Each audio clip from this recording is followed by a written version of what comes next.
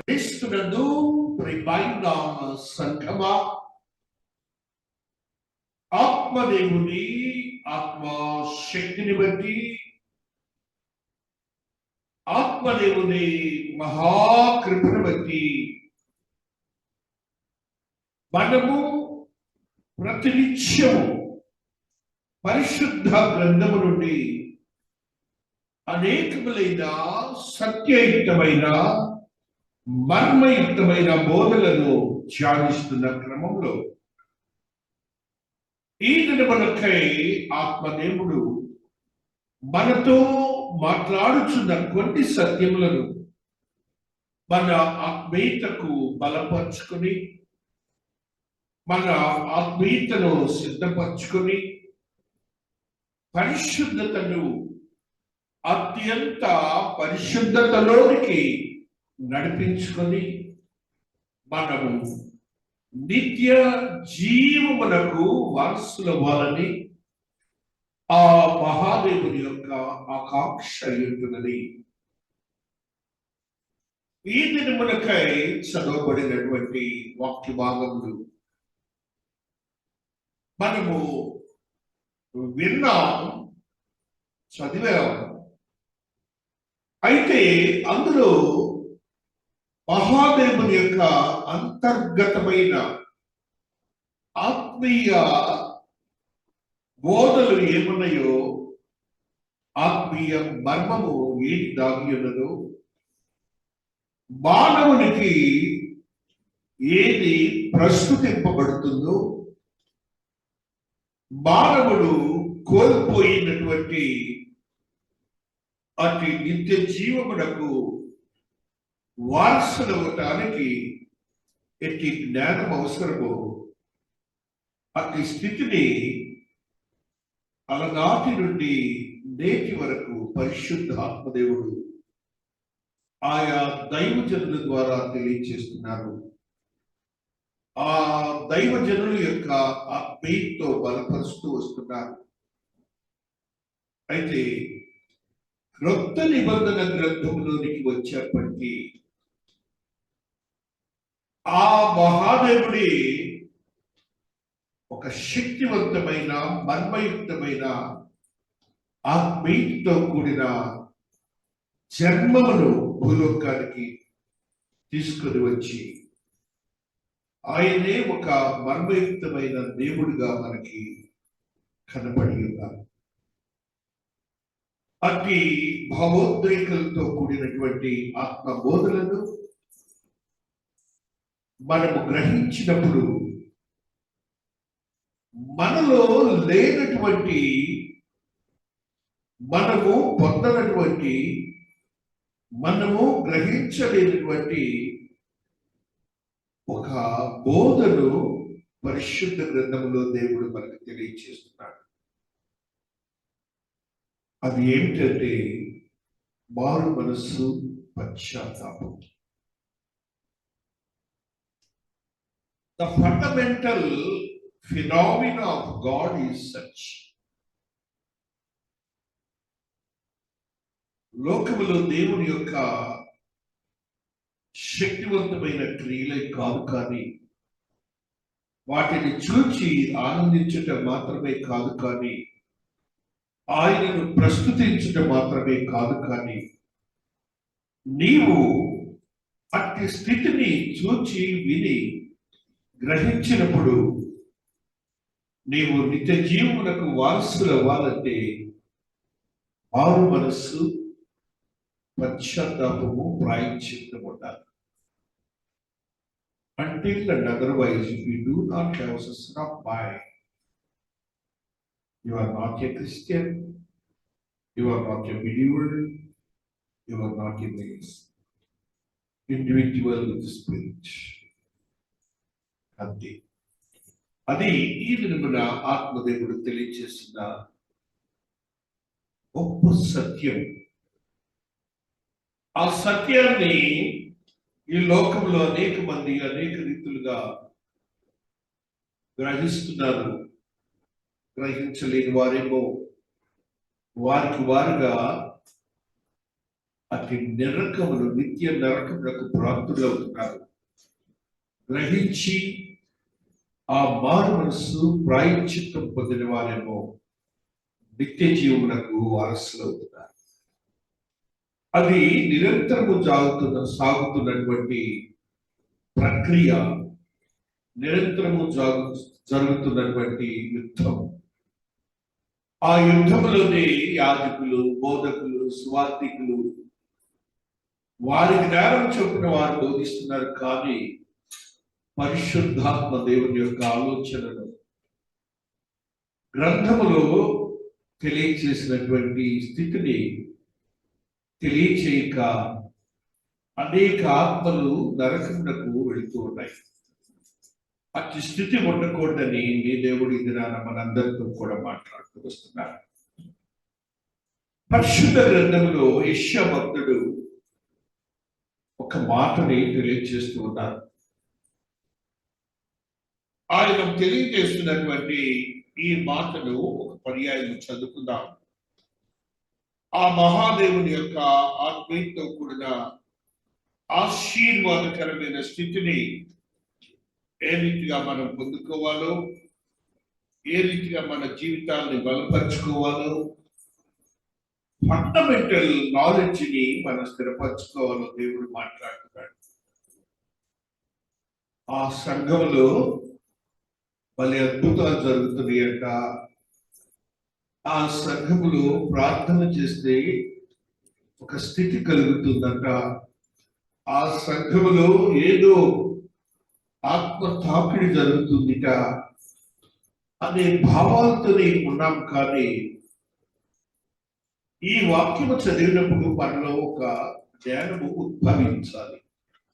యెషయా భక్తుడు మాట్లాడుతున్న ఈ మాట 1వ అధ్యాయము 4వ వచనంలో ఒక మాటని మనకు తెలియజేస్తుంది. పాపిష్టి జనమా, దోషభరితమైన ప్రజలారా, దోషభరితమైన ప్రజలారా, దుష్ట సంతానమా, దుష్ట సంతానమా, చెరుపు చేయు పిల్లలారా, మీకు శ్రమ, మీకు శ్రమ. శ్రమ.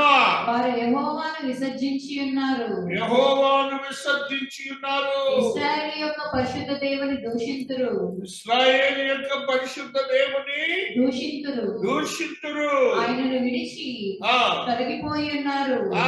నిత్యము తిరుగుబాటు చేయొచ్చు, నిత్యము తిరుగుబాటు చేయొచ్చు. మీరేల ఇంకను కొట్టబడుదురు, మీరేల ఇంకను కొట్టబడుదురు. ప్రతివాడు నడినెత్తిని వ్యాధి కలిగి ఉన్నాడు, ప్రతి వాని గుండె బలహీనమాయను. అరికాలు మొదలుకొని తల వరకు స్వస్థత కొంచెమైనను లేదు, స్వస్థత కొంచెమైనను లేదు. ఎక్కడ చూసినను గాయములు, దెబ్బలు, పచ్చి పుండ్లు, అవి పిండబడలేదు, కట్టబడలేదు, తైలముతో మెత్తన చేయబడలేదు. నీ దేశము పాడైపోవును, మీ పట్టణములు అగ్ని చేత కాలిపోయేను. మీ ఎదుటనే అన్యులు మీ భూమిని తిరివేయుచున్నారు.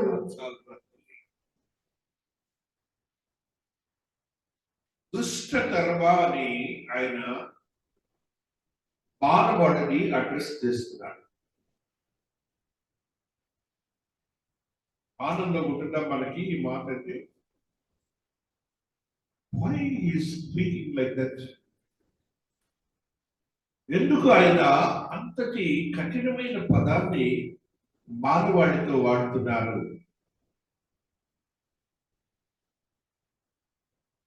దుష్టతరము అంటే ఈ తరములో ఉన్న వారందరూ కూడా దుష్టులుగా ఉంటున్నారు.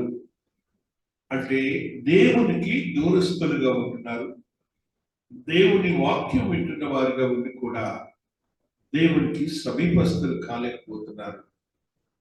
వారి గురించి మాట్లాడుతూ ఆ మొదటి వచనంలోనే ఆ దుష్టధర్మ అన్న పదము తర్వాత వేరొక మాట చెప్తున్నారు. చూడండి, పాపిష్టి జనమా, పాపిష్టి జనమా, దోషభరితమైన ప్రజలారా, దోషభరితమైన ప్రజలారా, దుష్ట సంతానమా, దుష్ట సంతానమా, చెరుపు చేయు పిల్లలారా. ఏంటండి ఇంతకంటే భయంకరమైనటువంటి పదజాలము మనల గురించి దేవుడికి ఉంటుందా? కారణం ఏంటంటే నేటికి మనము ఆయనకు సమీపస్తులు కాలేకపోతున్నాం. ఒక మనుష్యుని యొక్క మనస్సులో ఇలాంటి ఆలోచనలు ఉంటే మనం ఏమనుకుంటాము, అతని దగ్గరికి ఎందుకు వెళ్ళాలి, అలాంటి వాళ్ళ దగ్గర నేను ఎందుకు ఉండాలి అని ఒక మనసులో బాధ కలుగుతుంది మనకి. అతనిలో ఒక మంచి ఉన్నా చెడు ఉన్నా కూడా దానిని ఆస్వాదించడానికి మనం ప్రయత్నం చేయం. నీ దేవుని యొక్క నీతి మీకు తెలిసింది కూడా, మీ దేవుని యొక్క ఆత్మీయత తెలిసింది కూడా, మీ దేవుడు సృష్టికర్త అని మీకు యోచన కలిగినా కూడా ఆయనకి ఎందుకు మనం దూరస్తులుగా ఉంటున్నాం? ఎందుకు వాట్ హ్యాపెన్ టు us అనే దేవుడు ఎందుకంటే బాధకరమైన మాటతో ఆయన బాధపడుతున్నాడు. ఎందుకంటే ఆయన ఆదిలో నిన్ను ఆయన రూపం ఇచ్చాడు, ఆయన స్వరూపం ఇచ్చాడు, ఆయన పోలికలు ఇచ్చాడు నీకు, ఆయన వలే ఉండమన్నాడు. అలా ఉండమని అలాగా ఆయనతో సమానంగా నువ్వు చేసుకుంటే దేవుడు నీవు ఒకలాగానే ఉంటావు. అయితే నీ క్యారెక్టర్ అంతా కూడా ఎలాగైందంటే దేవునికి విరోధమైనటువంటి మనుష్యుడిగా తయారయ్యావు. దేవునికి సమీపస్తుడిగా లేకుండా దేవునికి దూరస్తుడిగా అవుతున్నావు. అయితే నువ్వు అలాగా ఉన్నావని చెప్పి నిన్ను ఆ మాటలోని ఆ పదములలో నుంచి దూరపరిచి నిన్ను శుద్ధీకరింప చేయటానికి 7వ అధ్యాయము యెషయాలో ఆయన మాట్లాడుతున్న ఈ మాటలు చదువుదాం. 14వ వచనంలో, కాబట్టి ప్రభువు తానే ఒక సూచన మీకు చూపును, ఆలకించుడి, కన్యక గర్భవతి కుమారుని కని పేరు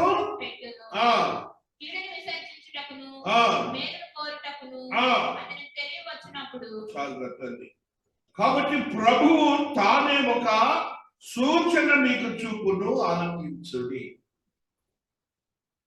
ఏమి గొప్ప సూచక్రియలు సూచనలు అవసరం లేదండి మనకి. ఆయనే ఒక సూచక క్రియ, ఆయనే ఒక సూచన.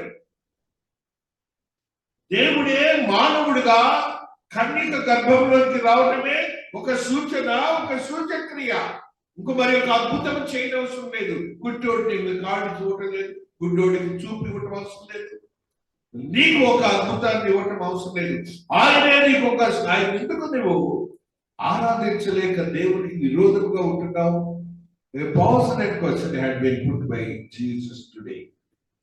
యేసుక్రీస్తు ప్రభువు వారు ఒక కఠినమైన ఇబ్బందికరమైన ప్రశ్న మనతో వేస్తున్నాడు.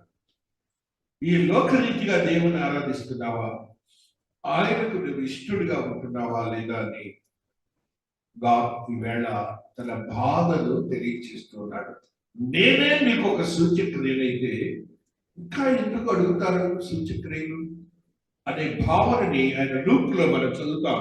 11వ అధ్యాయం 29లో అక్కడ ఉన్నటువంటి ఆయన స్ట్రైట్ గా యూత్ అడుగుతున్నారు. మరియు ఈలాగున చెప్పసాగను, అదే దేవుడు మానవుడిగా వచ్చి ఆయన యెహోవా దేవుడు మాట్లాడిన మాటలు ఈయన రీఇటరేట్ చేస్తున్నారు. ఆ యొక్క పదాలనే తీసుకొచ్చి మనలో ఇక్కడ పెడుతున్నారు ఆయన. అంటే తరతరముల నుంచి కూడా మనలో మార్పు లేదు. తరతరముల నుంచి కూడా మనలో ఏ మాత్రము మనం లోకరీతిగానే వేస్తున్నాం, ఆరాధిస్తున్నాం, కానీ హృదయ శుద్ధితో మనం ఆరాధించలేకపోతున్నాం. మరలా దుష్టతనం అనే వర్డ్ వాడుతున్నాడు ఆయన. అప్పుడు వాడాడా? దట్ మీన్స్ నో మెటమార్ఫసిస్, రూపం అంతము లేదు మనలో. ఆ మనస్సును దేవుడు ఈ దినాన్ని మనందరితో మాట్లాడి ప్రజ్వలింపబడిన బాధను తెలియజేస్తున్నాడు. బాధ అది. నెక్స్ట్ చదువున తల్లి. ఈ తరము వారు దుష్ట తరము వారై ఉండి ఆయనే ఒక సూచక్రియ అయితే మళ్ళా ఒక సూచక్రియ. ఎందుకంటే why don't you understand that God is himself in a miracle? అది లేదు. ఇంకా అట్లా వాక్యం చెప్పే బోధకుడు కూడా లేదు. తమ ఆలోచనలు చొప్పున ఏదో సొల్లు నేర్చుకుంటారు. ఆ సొల్లు తీసుకొచ్చి బ్రతికిస్తుంటారు. పరిశుద్ధాత్మ దేవుడు మాట్లాడిన మాటల్ని మాట్లాడలేకపోతున్నారు. నెక్స్ట్ చదువురా నాన్న. అయితే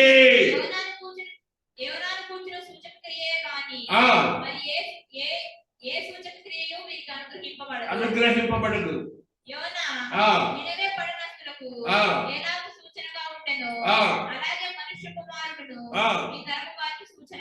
ఈ తరము వారికి సూచనగా ఉండదు. యోనా ఎలాగ చేశాడు అలాగనే యేసయ్య సూచనని యేసయ్య తను తాను చెప్పుకుంటాడు. ఏం చేస్తాడు? ఏమో భక్తుడైన యెషయా చెప్పారు, వినలేదు. మరలా అడుగుతున్నాడు. ఆయనది నేనే ఒక సూచన మీకనే ఆయన చెప్పుకుంటున్నాడు. ఎంత బాధాకరమైన విషయం అంటే, దేవుడు యోచించి క్షమించలేనంత బాధాకరమైన విషయం. బ్యాక్ కూడా ఇది 22వ శతాబ్దం. నేటికి కూడా సంఘాల్లో బోధకులు అలాగే చెప్తున్నారు. అలాగనే వినేవారు కూడా అంతకంటే ఎక్కువ మాకు ఉందని అంటున్నారు.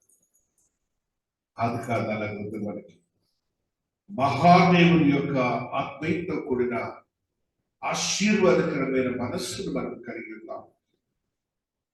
కొరింథీలో కూడా పౌలు భక్తుడు ఒక ఆశ్చర్యకరమైన మాటని మనకు తెలియజేస్తున్నాడు. 1 కొరింథీ 1లో ఆయన మాట్లాడుతున్న ఈ మాటని 22వ వచనంలో ఒక అద్భుతమైన మాట. యూదులు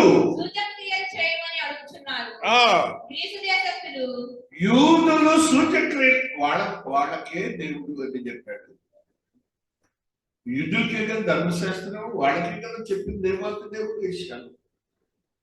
వాళ్ళకే కదా యేసుక్రీస్తు ప్రభువు వారు లోక సువార్తలో చెప్తున్నారు. పౌలు భక్తుడు గుర్తు చేస్తున్నాడు మళ్ళీ. ఏంటిదా? యూదులేమో సూచక్రియలు అడుగుతున్నారట. వాళ్ళు గ్రీసు దేశస్తులు అంటే ఎవరు? మనమే అన్యులు. ఒకళ్ళేమో మాకు దేవుడు వాళ్ళ దేవుడే దేవుడు అయ్యుండి వారి మధ్యలోకి వచ్చారు. అయినా అడుగుతున్నారు. దేవుడు తెలియదు, అన్యులుగా ఉంటున్నారు గ్రీసులు. ఆకాశ మహాకాశం ఆ మండలాల్ని ఆరాధించే మా జనవాళ్ళు. వాళ్ళేమో ఇంకేదో జ్ఞానం కావాలి, ఇంకేదో జ్ఞానం కావాలి, వాళ్ళు ఎక్కుతున్నారు. దేవుడు తెలుసుకుంటూ కూడా. నెక్స్ట్ చెప్పరా తల్లి. అయితే మేము సిలువ వేయబడిన క్రీస్తును ప్రకటించుచున్నాము. ఆయన యూదులకు ఆటంకముగాను అన్ని జనులకు వెర్రితరముగాను ఉన్నాడు గాని. ఇంకా ఇక్కడ కూడా బాధకరంగా దేవుడు మాట్లాడుతున్నాడు. ఏం మాట్లాడాడండి ఆయన గురించి? ఆయన యూదులకు ఆటంకముగాను అన్ని జనులకు వెర్రితరముగాను ఉన్నాడు గాని. ఎవరాడు పిచ్చోడు ఎర్రడు అంటారే, అలా తయారయ్యారు ఈ అన్యులు. ఇవాళ కూడా ఈ మాటలు ఏమిటన్నా భారతదేశంలో అయ్యే మాటలు ఏమిటన్నారు. మహాదేవుడి దినాన్ని స్పష్టంగా ఆయన మనోగతాన్ని వేదంతో చెప్తున్నాడు. మీలో మార్పు వస్తుందా రాదా? నన్ను మీ హృదయ శుద్ధితో ఆరాధిస్తున్నారా లేదా? మీ మనస్సులో మార్పు వస్తుందా లేదా? లోకరీతిగానే కన్వెన్షనల్, ట్రెడిషనల్ అనే వర్డ్స్ ఉన్నాయి. ఆ క్రమం ప్రకారమే మీ జీవితాలు గడుపుతున్నారా? హృదయశుద్ధితో, మారు మనసుతో, ప్రాయశ్చిత్తముతో దేవాతి దేవుని ఆరాధిస్తున్నారా? ఆయన నిజదేవుడిని అంగీకరిస్తున్నారా లేదా అని మరలా తిరిగి ఆయన మనల్ని ప్రశ్నిస్తున్నాడు. మనలో ఎందుకు మార్పు రావట్లేదని దేవుడు ఆ పిచ్చి మాటలన్నీ, మనలో ఉన్న పిచ్చి పిచ్చి మాటలన్నీ కూడా మాట్లాడి దేవుని బాధ పెడుతున్నాం. ఇది దేవుని బాధే కానీ వ్యధే కానీ, మనలో మాత్రము సింపతి అనేది, దేవునిపై సింపతి లేదు. నీ కోసం మరణించాడన్నారు కూడా, నీ కోసము మరణించాడన్నా కూడా నీకు దాని మీద సింపతి లేదు. నేను కర్నూలులో జాబ్ చేసేటప్పుడు సూపరింటెండెంట్గా నా దగ్గర ఒక బ్రాహ్మణ్ కంప్యూటర్ కుర్రాడు ఉన్నాడు, పెళ్లి కాలే ఇంకా. వాడికి దేవుడు అంటే బాగా ఇష్టం, అంటే హిందూ దేవతలను ఆనందిస్తాడు, చక్కని భక్తిపరుడు కూడా. వాడికి నేను సువార్త చెప్తుంటాను. ఒకటే మాట్లాడినాడు వాడు నాతో, ఒకరి కోసం ప్రాణం పెట్టి దేవుడు ఎవరుంటారు సార్ అయిపోయిందని. వాడు ఆ మాట అంటే నాకు ఎంత జ్ఞానంతో వాడు దాన్ని స్వీకరించానంట. జ్ఞానంతో స్వీకరిస్తే దేవుడు ఎంత ఆశ్చర్యకరమైన దేవుడు అంటే, వాడి మ్యారేజ్ అయితే, మ్యారేజ్ కూడా నేను అటెండ్ అయ్యాను. వాడు చేసుకున్న స్త్రీ దేవుని నమ్మినటువంటి బ్రాహ్మణ క్రైస్తవ స్త్రీ. దేవునికి స్తోత్రాలు. దేవుడు గొప్పవాడు కానీ నాకు అప్పుడు ఒక దుఃఖము, కన్నీటు, ఒక సంతోషకరమైన సంతోషం. ఆ పిల్లల్ని నా దగ్గర తీసుకొస్తుంటాడు, అప్పుడప్పుడు వాక్యం పెట్టారు. అయ్యగారు మా ఆయన రక్షించబడతానికి ప్రార్థన చేయండి అనేది నాకైతే ఎంత సంతోషం వేసింది. వాళ్ళ ఉన్న ఆలోచననే దేవుడు కనిపెట్టి అటువంటి బాధ్యత ఇచ్చాడు. అది ఆ రీతిగా దేవుని అంగీకరించే మనస్సు వల్ల నేను దుర్మార్గులుగానే చెప్తున్నాడు దేవుడు. నేను నటిస్తున్నావు దేవుడు దగ్గర. అది వద్దండి వద్దండి, దేవుడు బాధపడుతున్నాడు. నిన్ను సృష్టించిన దేవుడు అండి, నిన్ను ప్రేమించిన ఆయన పోలికలు ఇచ్చాడండి. ఆ దేవుని యొక్క రూపాన్ని, దేవుని యొక్క పోలికలను ఇచ్చారండి దేవుడు. అయినా కూడా మనకి ఆయన మీద సింపతి లేదు. చిన్న సంఘటన మీకు చూపించాను. ఇప్పుడు 15 సంవత్సరాల క్రితం నా మధ్యన నాతో ఉన్నటువంటి యవనస్తుని గురించి చెప్పాను. దేవుని క్రియలు ఎలా ఉంటాయో చెప్పాను.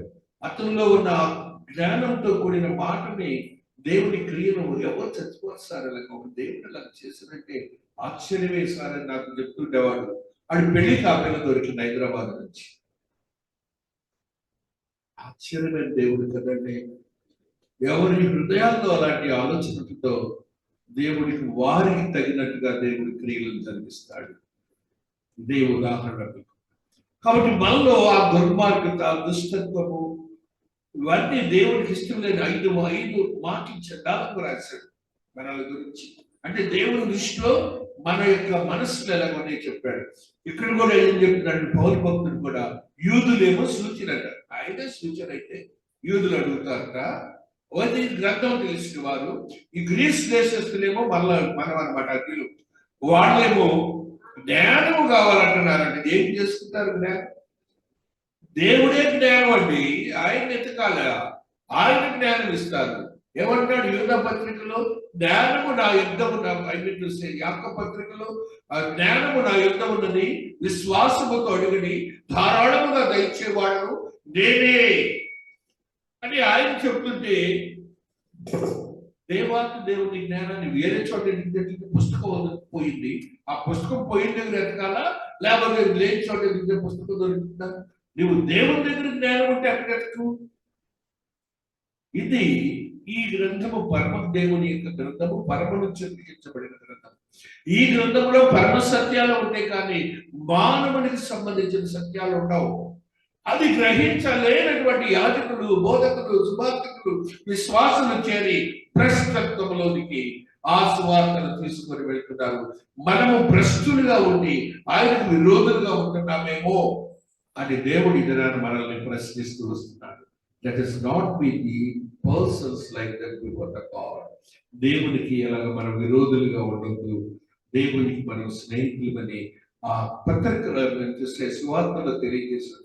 నేను మీకు స్నేహితుడను.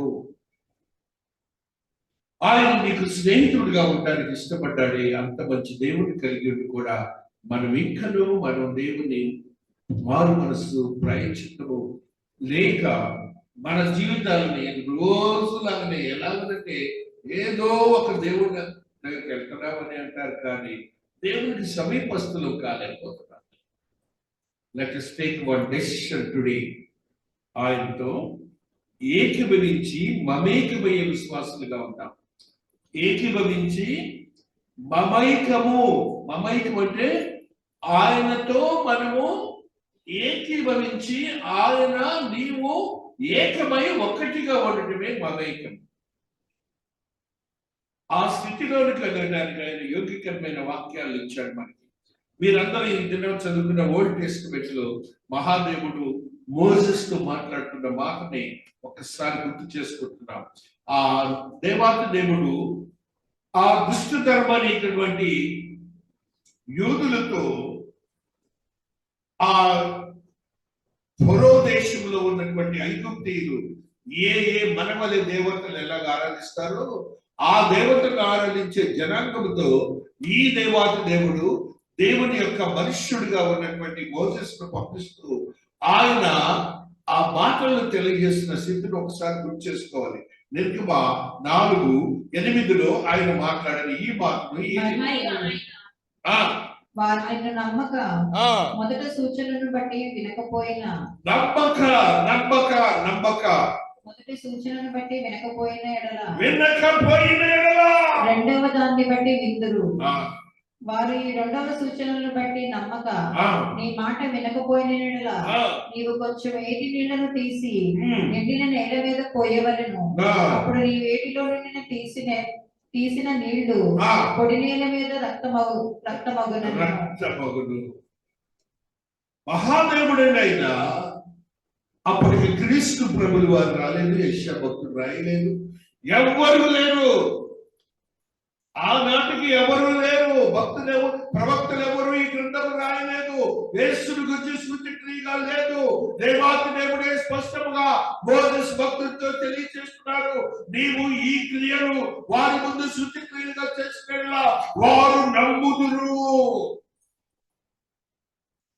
ఇప్పుడు ఎందుకండి మనం అయ్యి ఇప్పుడు అవసరం అవన్నీ అద్భుతాలు అవసరమా? నీ దేవుడే ఒక అద్భుతం.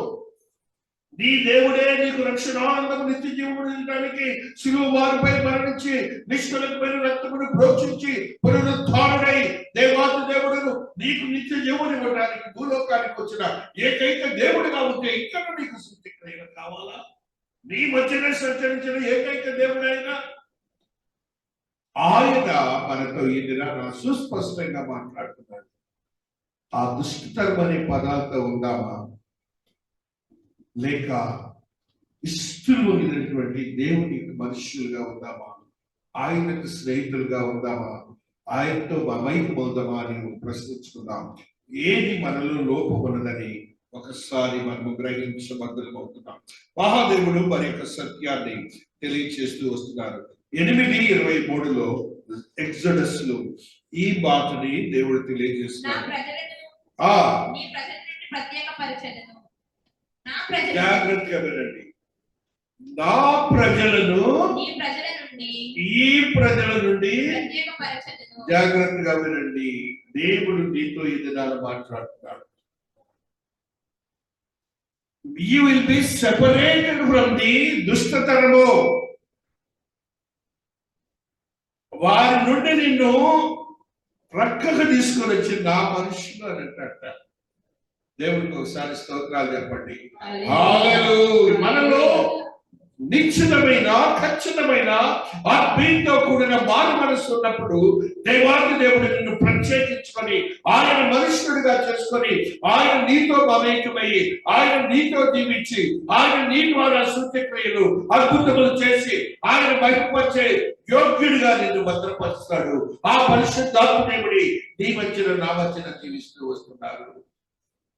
మహాదేవుడండి ఆయన. అతి దేవుడి కలిగి కూడా మనము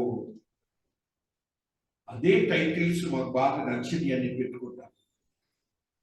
పేరు రాసుకోవటం దుష్టులు దుర్మార్గులు దేవుడికి ఇష్టం లేని వారంటే ఓటు మీద పెట్టుకుంటాం. It should not be like that అండి.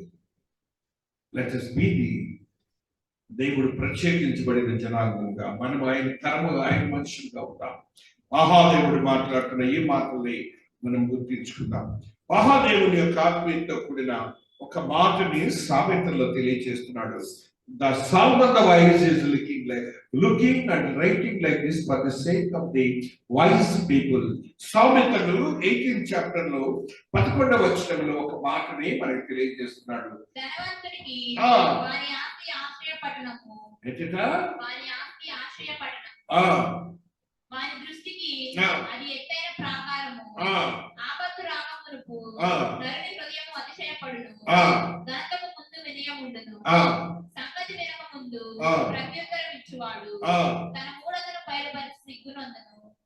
సంగతి వినకుండా ఏం చేస్తాడంటే ప్రత్యుత్తరం ఇస్తారు. అసలు మా వాక్యం చెప్పట్లేదు, ఇది సొంతంగా మాట్లాడతాం. ఈ బ్యాచ్ ఎక్కువ మనకి. అసలు ఏంటో ఆయన మైండ్ ఏదో చెప్తా, దేవుడు చెప్తుంటే ఆయన మాట్లాడకుండా ఇదే పిచ్చి మాటలే కానీ దేవుని మనస్సుని ఎరుగక వినాలి వినాలి వినాలి వినాలి. దేవుడు ఏం మాట్లాడుతున్నాడు వినాలి. దేవుని యొక్క ఆత్మ జ్ఞానం ఏంటో తెలుసుకోవాలి. కానీ ముందుగానే మాట్లాడుకుంటే బ్యాచ్ గురించి మాట్లాడుతున్నాడు. నెక్స్ట్ ఏమంటారా? తన మూఢతను బయలుపరిచి మూఢత్వము. మీరు ఒకటే నేర్చుకోండి, మనకు ఒక సబ్జెక్ట్ తెలియనప్పుడు don't speak about that. Don't speak.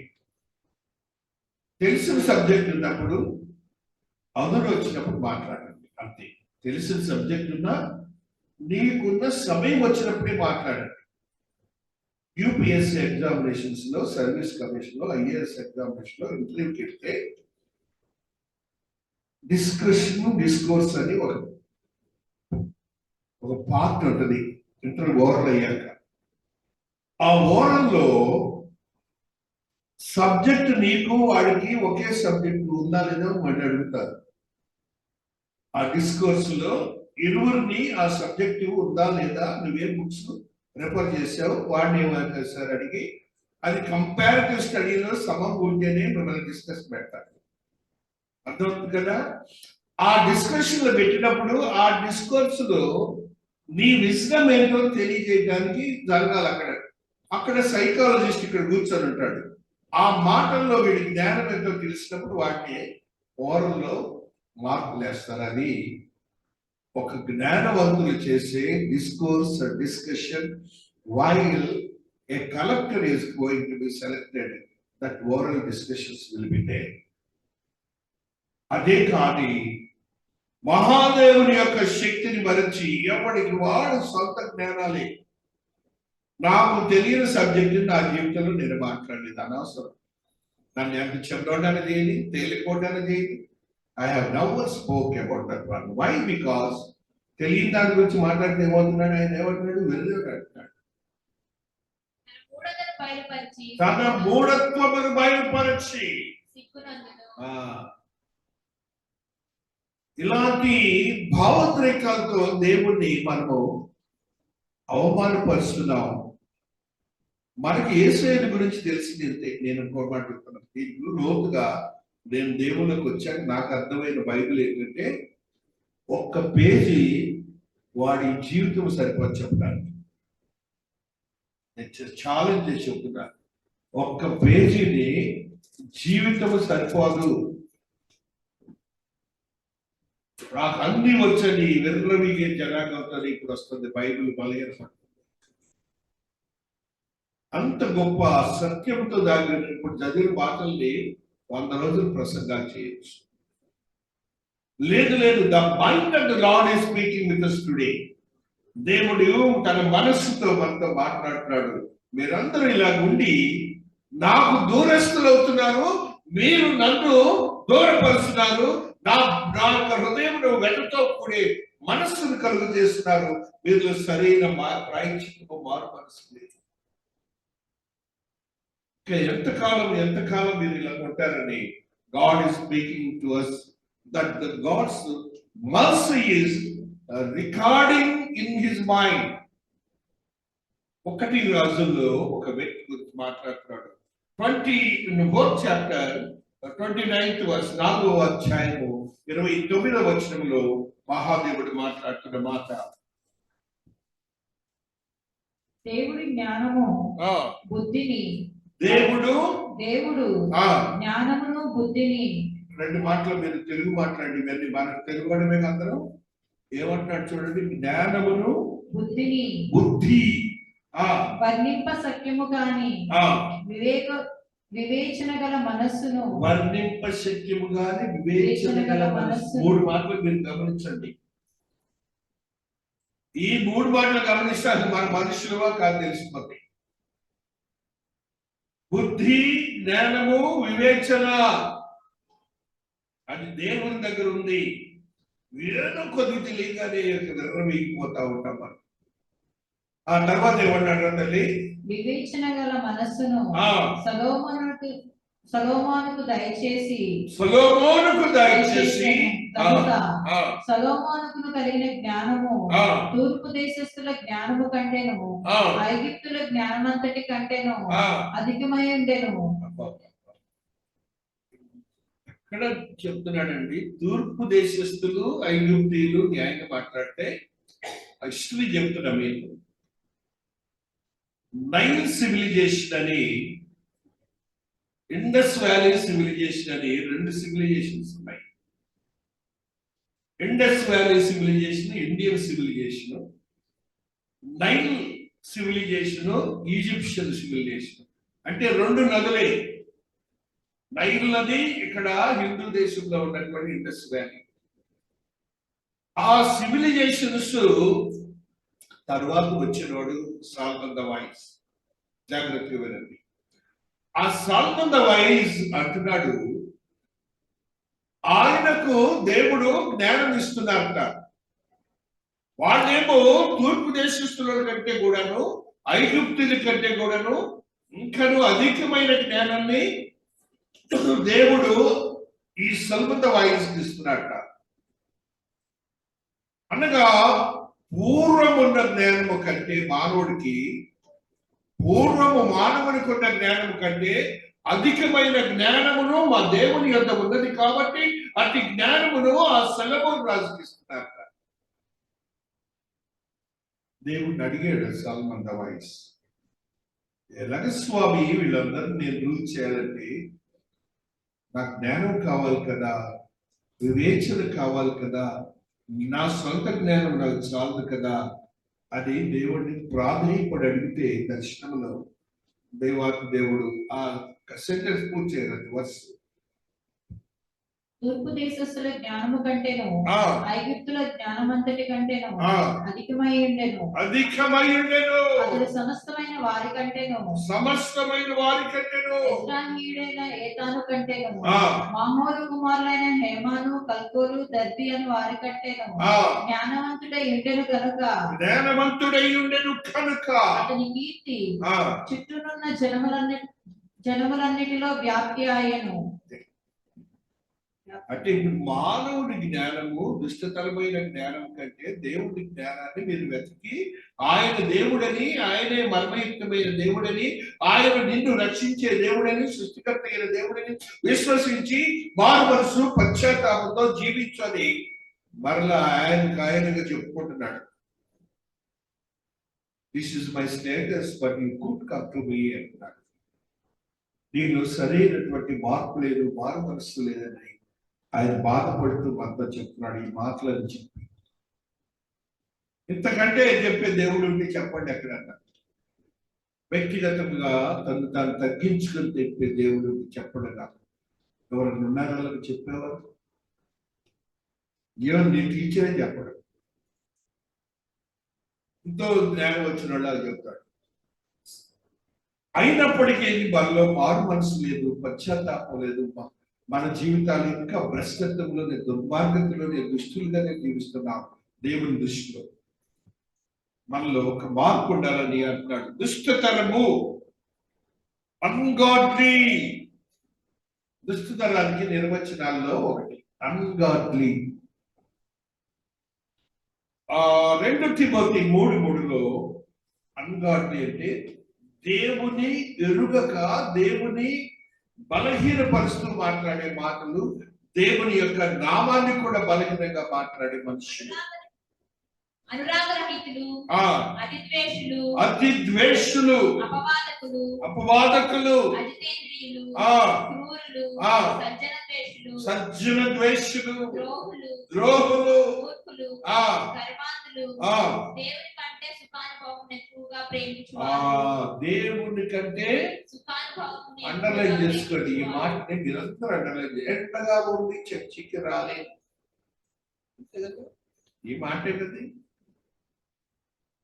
వర్షం పడుతుంది చర్చికి రాలేము, ఆటోలు లేవు మీ చర్చికి రాలేము. దేవుని కంటే సుఖానుభవము. వీళ్ళందరూ ఎవరంట? దుష్టతరములో ఒక బ్యాచ్.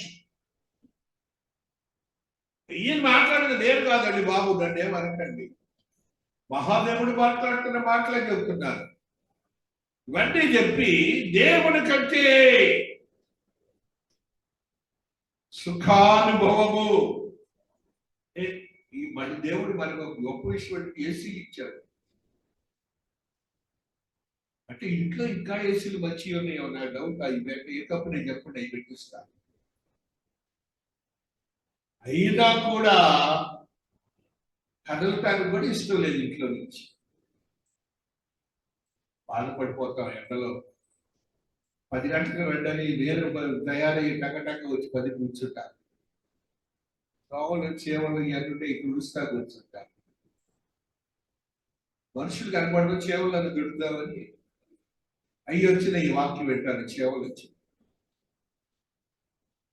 మహాదేవుడు మాట్లాడుతున్నాడు. ఇది నాన్న చిన్నమైన విషయాలు, సున్నితమైన విషయాలు మాట్లాడుతున్నాడు. దేవుని కంటే దుష్టతరం వాళ్ళని దేవుడు డిఫైన్ చేసిన మాటలు ఇప్పుడు గుర్తుపెట్టుకోండి. నెక్స్ట్ మరి యొక్క మాటని సెల్ఫ్ కంట్రోల్. 30:12 సామెతలు. అంటే సెల్ఫ్ కంట్రోల్ అంటే నాకు నియమించబడ్డ డిసిప్లిన్స్ ఉంటాయి. దేవుని కంటే కూడా ఎక్కువగా పెట్టుకుంటాం. తమ దృష్టికి తాము శుద్ధులై తమ మాలిన్యము నుండి కడుగబడని వారి తరము కలదు. తమ మాలిన్యము నుండి కడుగబడని వారి తరము బడని వారు. అది తరము ఉంది ఇప్పుడు, అదే కంటిన్యూ కలదు ఉంది. నెక్స్ట్ ఏంటంటారా? కన్నులు నెత్తికి వచ్చిన వారి తరము కలదు. కన్నులు ఇక్కడ ఉంటాయి కదా, ఇక్కడ ఉంటాయి. నెత్తికి వచ్చిన కళ్ళు అని మనవాళ్ళు కూడా అంటారు. ఏం మాట్లాడుతున్నావు, గర్వంగా మాట్లాడుతున్న వాళ్ళు అంటారు కదా. తరము కలదు. అబ్బో ఇక్కడ ఎట్లెత్తుతారు. మా చిన్నప్పుడు రాజనాలని ఒక విలన్ ఉండేవాడు. వాడు కనురెప్పలు ఎత్తితే ఈ జుట్టు కూడా కనపడేది కాదు. దేశంలో ఉండకుండా దరిద్రులను మింగునట్లు, మనుషులలో ఉండకుండా అంటే వాళ్ళ స్టైల్ ఆఫ్ లివింగ్ వేరుగా ఉంది. సెల్ఫ్ కంట్రోల్ అన్నమాట. వాడే బ్రతకాలి, వాడికే సంతోషం ఉండాలి. అంతకంటే దేవుడు కాదు కదా, చుట్టుపక్కల కదా, బంధువులు కాదు కదా, స్నేహితులు కాదు కదా, ఎవరిని లెక్క చేయడం. వీళ్ళందరూ దృష్టితరం దేవుని దృష్టిలో. నెక్స్ట్ మరి యొక్క బ్రూటల్.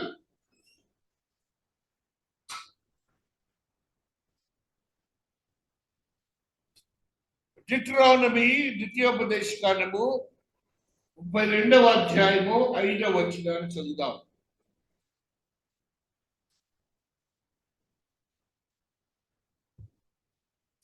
వారు తమను చెరుపుకొని ఆయన పుత్రులు కారు.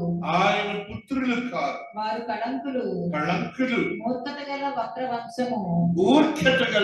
వక్ర వంశము, బుద్ధి లేని అవివేక జనమా, ఇట్లు యెహోవాకు ప్రతీకారము చేయుదురా. ఆయన నిన్ను సృష్టించిన తండ్రి కాడా, ఆయనే నిన్ను పుట్టించి స్థాపించెను. పూర్వదినములను జ్ఞాపకము చేసుకొనుము, తరతరములు సంవత్సరములను తలచుకొనుము. నీ తండ్రిని అడుగుము, అతడు నీకు తెలుపును. నీ పెద్దలను అడుగుము, వారు నీతో చెప్పుదురు. మహోన్నతుడు జనులకు వారి స్వాస్థ్యములను విభాగించినప్పుడు నరజాతులను ప్రత్యేకించినప్పుడు ఆ. ఇశ్రాయేలు యొక్క లెక్కను బట్టి ఆ. ప్రజల సరిహద్దులను నియమించెను. చాలా తల్లి. దేవునికి విరోధమైనటువంటి మనుష్యులుగా జీవిస్తున్న ఈ తరంలో నీకు అతి జ్ఞానం లేనప్పుడు ఎవరి దగ్గర ఉందో కనుక్కొని వారిని అడగమంటున్నాడు. దానికి కొరకు నువ్వు ఎంపర్లాడాలి, కానీ నాకు తెలుసులే ఏమి తెలియదు మాత్రం నేను సత్యం చెప్తున్నాను. ఏ రోజు కాదు కొత్త వాక్యమే, ఏ రోజు కాదు పరిశుద్ధాత్మ దేవుడు మన మనస్సును బట్టి మాట్లాడతాడు. ఆయన మన మధ్యలో ఉండి అతి జ్ఞానము ఇవ్వడానికి సువార్తలో చెప్తాడు. ఆయన పరిశుద్ధాత్మ దేవుడు, ఆయన విన్నవి, ఆయన తెలుసుకున్నవి, దేవుడు మాట్లాడినవి అవి మనకి తెలియచేయదు. ఆయన మన మధ్యలో జీవిస్తాడని అన్నాడు. అనగా తండ్రి అయిన దేవుడు పరిశుద్ధాత్మతో చెప్పి వీరికి ఈ యొక్క వాక్యం అవసరము, నీవు బోధించు అని ఆయన చెప్తే, ఈ మైక్ ఎలాగైతే నాకు శబ్దం ఇస్తుందో నా ద్వారా ఆయన నీతో మాట్లాడుకుంటాడు. అంతేకాని ఒకటి జ్ఞానం చొప్పున చెప్తే వాక్యము కాదు అనే భావాన్ని మనము గ్రహించాలి. అలాగనే మన యొక్క ఆత్మీయతను మనం మలుచుకున్నప్పుడు మహాదేవుడు వాళ్ళు చదువుకున్న లూకులో ఏమంటాడంటే 9:41 ఒక సత్యమును మనకు తెలియజేస్తాడు. లూకా సువార్త 9:41. అందుకు యేసు విశ్వాసము లేని విశ్వాసం అనే టాపిక్ సబ్జెక్టు బైబిల్ కి సెంట్రల్ థీమ్ మీ అందరికి తెలుసు. వెన్నెముక లాంటిది విశ్వాసం అనేది. అది కనుక లేకపోతే యేసు లేడు, బైబిల్ లేదు, నువ్వు ఆరాధించడానికి స్థలం కూడా లేదు. కొట్టుబట్టు నువ్వు ఆరాధించుకోవడానికి స్థలం లేదు, నువ్వు వాక్యం పెట్టడానికి ఒక భావనతో కూడినటువంటి ప్రదేశం కూడా లేదు. ఆయన ఏమంటున్నాడు? విశ్వాసము లేని మూర్ఖులు. విశ్వాసం వేరు, అలవాటు వేరండి. ఎందుకంటే చెప్తున్నాను, మనం మందిరంలో ఉన్నామనుకో మనం విశ్వాసంతో ఉండాలి, అలవాటుతో ఉండకూడదు, అనారోగ్యంతో ఉండకూడదు. నీ విశ్వాసమే మహాదేవుడు నిన్ను ఎంత చక్కగా అభినందిస్తాడంటే అంత చక్కగా అభినందిస్తాడు. నెక్స్ట్ ఏమన్నాడు? కర్మవారు గారా,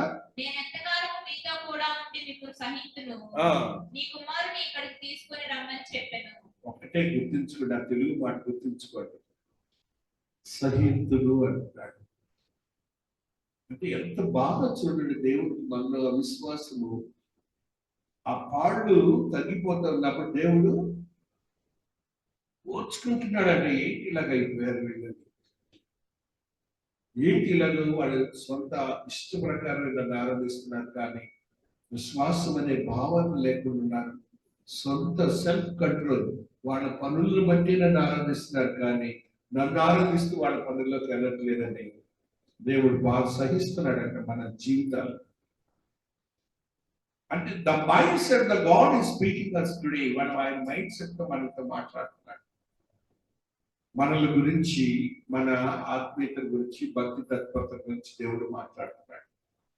మనకు మనగా శుద్ధీకరింపబడిన మనస్సుతోనూ ఆత్మతోనూ ఉంటున్నామా లేదని మహాదేవుడు మనలో ఒక ప్రశ్నను వేసినాడు. అపొస్తలుల కార్యంలో ఇంకో మాట మాట్లాడుతున్నాడు. 2nd chapter 40th verse లో 2వ అధ్యాయం 40వ వచనంలో, అనేక విధములైన మాటలతో సాక్ష్యం ఇచ్చి మీరు మూర్ఖులుగా ఈ తరం వారికి వేరై రక్షణ పొందుడని వారిని హెచ్చరించెను. అదే ఏమంటున్నాడు? మీరు మూర్ఖులకు ఈ తరము వారికి వేరై. ఇప్పుడు అని చెప్పుకుంటే అదే మాటలుగా ఆయన చెప్తున్నాడు. ఆది కాండం నుంచి అదే మాట చెబుతున్నాడు. దుష్టతరము, హక్కులు, వంకర మనస్సు ఇవన్నీ చెప్తూ ఇప్పుడు ఆయన వచ్చాక మనతో మాట్లాడుతున్న మాటలు ఏంటంటే వారితో వేరై రక్షణ పొందుడని వారిని హెచ్చరించెను. రక్షణ రక్షణ రక్షణ, అది దానికోసమే నీ దేవుడు భూలోకానికి వచ్చాడు. ఆ స్థితిని మనం కలిగి ఉండాలి. మార్కు సువార్త 8:38లో మరొక సత్యాన్ని చదువుదాం.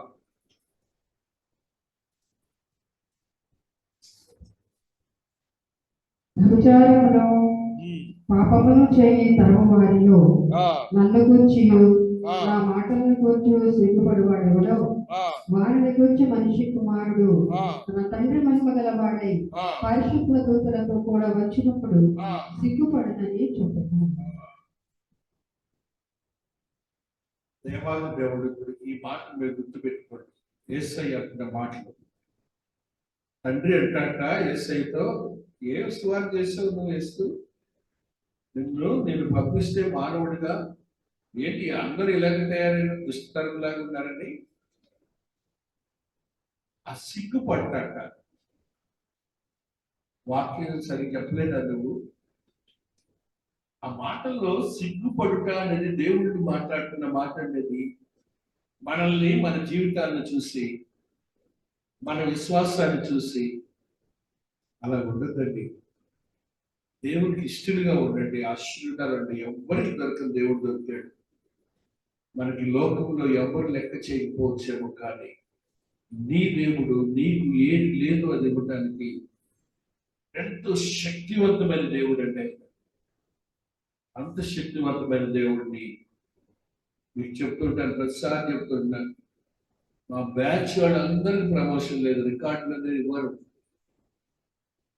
రికార్డులని ఎవరు కోర్టులకు వేశారు. నేను కోర్టుకు వెళ్ళదలుచుకోలేదు, వెళ్ళను కూడా. ఆ పోస్టింగ్స్ కూడా డబ్బులు కట్టను, ఇవ్వను కూడా. ప్రార్థన 5 సంవత్సరాలు చేశాను.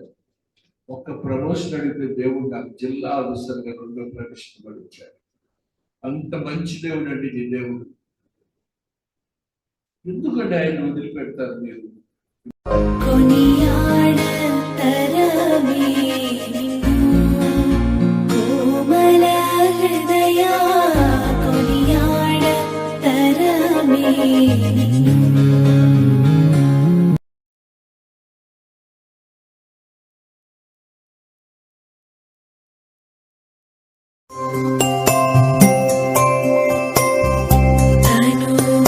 నాదిది